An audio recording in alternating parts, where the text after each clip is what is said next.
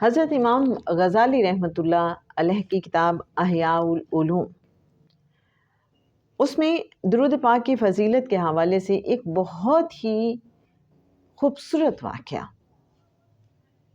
حضرت شیخ عبد الواحد بن زید بصری رحمۃ اللہ علیہ فرماتے ہیں کہ میں حج کو جا رہا تھا، میرے ساتھ ایک اور شخص بھی ہو لیا۔ وہ ہر وقت چلتے پھرتے اٹھتے بیٹھتے حضور اکرم صلی اللہ علیہ وآلہ وسلم پر درود بھیجا کرتا تھا۔ میں نے اس سے اس کثرت درود کا سبب پوچھا۔ اس نے کہا کہ جب میں سب سے پہلے حج کے لیے روانہ ہوا تو میرے والد بھی ساتھ تھے۔ جب ہم واپس آنے لگے تو ہم ایک منزل پر سو گئے۔ میں نے خواب میں دیکھا مجھ سے کوئی شخص کہہ رہا ہے کہ اٹھ، تیرا باپ مر گیا، اور اس کا منہ کالا ہو گیا۔ میں گھبرایا ہوا اٹھا تو اپنے باپ کے منہ پر سے کپڑا اٹھا کر دیکھا تو واقعی میرے باپ کا انتقال ہو چکا تھا اور اس کا منہ کالا ہو رہا تھا۔ مجھ پر اس واقعے سے اتنا غم سوار ہوا کہ میں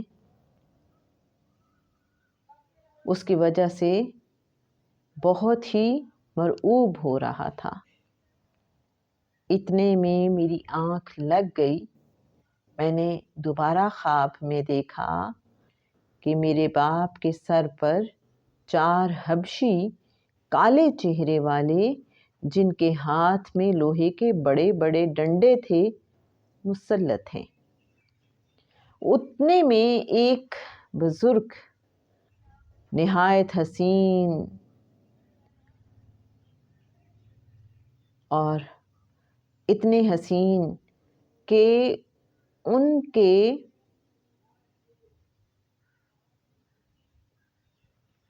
جسم مبارک پہ 2 سبز کپڑے تھے۔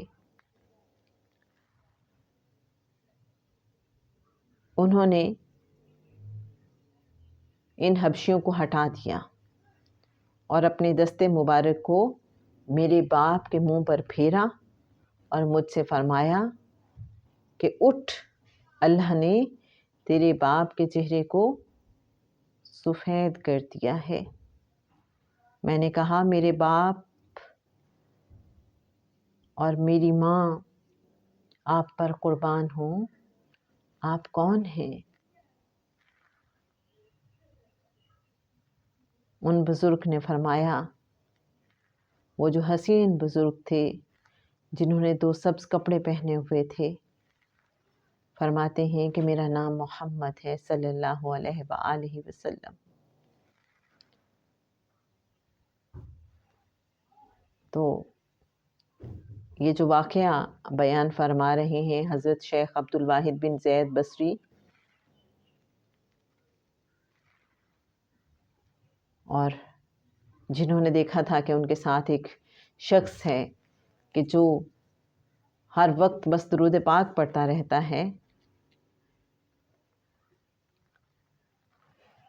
تو اس شخص نے بتایا